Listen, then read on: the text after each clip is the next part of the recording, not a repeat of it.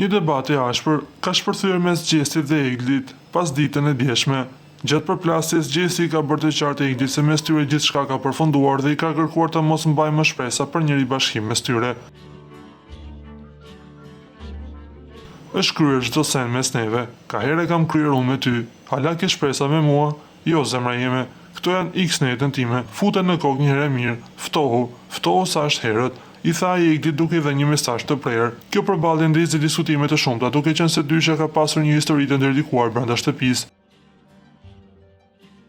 Pas rikthimit të Eglit në garë, tensionet mes tyre janë rritur dhe ky debat duket se ka volosur përfundimisht marrëdhënien e tyre.